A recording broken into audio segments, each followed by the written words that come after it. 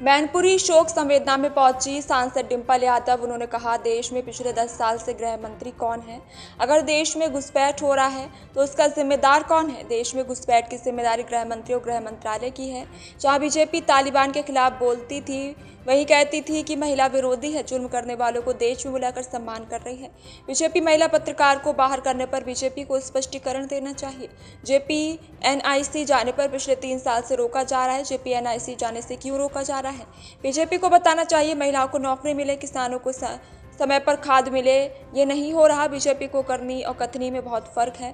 धरातल पर उतरेंगे तब पता चलेगा देश के क्या हालात हो गए हैं। बीजेपी के दावे और वादे दोनों ही झूठे साबित हुए। सपा ने सभी समाज की लड़ाई लड़ी है और जुर्म और अत्याचार के खिलाफ आवाज उठाई है। सरकार आज युवाओं को नौकरी नहीं दे पा रही और गाँव-गाँव स्कूल बंद करा रही है। मैनपुरी से दिनेश चंद्र शाक्य की रिपोर्ट। एक बयान दिया है कि मुस्लिमों की आबादी बांग्लादेश और पाकिस्तान के लोगों की घुसपैठ की वजह से बढ़ रही है। अच्छा, पिछले 10 साल से कौन गृह मंत्री है? तो अगर घुसपैठ हो रहा है तो इसका जिम्मेदार कौन है? आखिर भाजपा की सरकार जहाँ है और जब ये बात कह रही है तो जब ये बात कही जा रही है कि घुसपैठ हो रहा है ये तो गृह मंत्री और गृह मंत्रालय की ही जिम्मेदारी है कहीं ना कहीं। मैम, अफगान के विदेश मंत्री कल में आए हुए थे भारत में और उसको लेकर प्रियंका गांधी ने ट्वीट किया है जिसमें पत्रकार वार्ता में महिलाओं को दूर रखा गया था। उसने प्रधानमंत्री से प्रियंका ने ट्वीट कर जवाब मांगा है।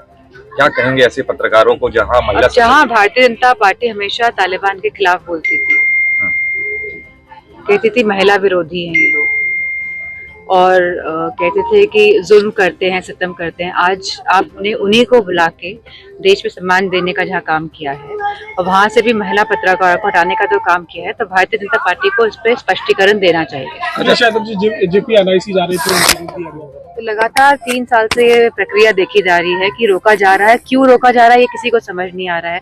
जहाँ सरकार को काम करना चाहिए कि युवाओं को नौकरी मिले, स्वास्थ्य व्यवस्थाएं बेहतर हो, किसानों को खाद समय पे मिले, खाद की किल्लत ना हो, बिजली समय पे आए। और जिस तरह बिजली की दिक्कतें और बिजली की बढ़ोतरी जो हो रही है, कीमतों की लगातार हो रही है, तो मैं समझती हूँ भारतीय जनता पार्टी की जो करनी और कथनी है दोनों में बहुत फर्क है। अच्छा, भारत सरकार भारत की अर्थव्यवस्था को लेकर बड़े बड़े दावे कर रही है, वहीं अगर देखा जाए आज भारत कर्ज में नंबर 1 है पूरे विश्व में। अगर हम धरातल पे उतरेंगे तो पता चलेगा कि क्या हालत है देश की और जिस तरह के ये वादे और दावे कर रहे हैं दोनों ही झूठे हैं।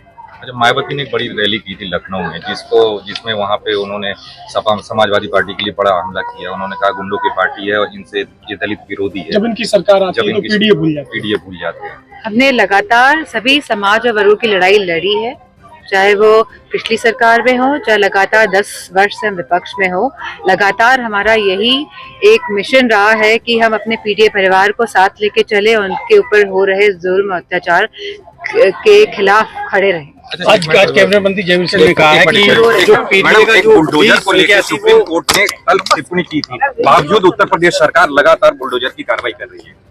मैं समझती हूँ सरकार युवाओं को नौकरी नहीं दे सकती है, जो सही शिक्षा नहीं दे पा रही है, जो स्कूल बंद करा रही है गांव-गांव में, जहाँ पे आज बिजली, हम जानते हैं हमारा किसान कितना परेशान है, लोगों के बिजली के मीटर जबरदस्ती लगाए जा रहे हैं, बिजली की कीमतें बढ़ाई जा रही हैं, किसानों को खाद नहीं मिल रही है, किल्लत है, आवारा पशुओं की अलग असुविधा जहाँ किसानों को हो रही है। तो जो हमारे जो मूलभूत जो हमारी परेशानियां हैं जो पूरे लोगों की उत्तर प्रदेश के, उस पे ध्यान ना देते हुए ध्यान भटकाने के लिए बुलडोजर वाली कार्रवाई लगातार सरकार कर रही है और जो मैं समझती हूँ कि यही बात है।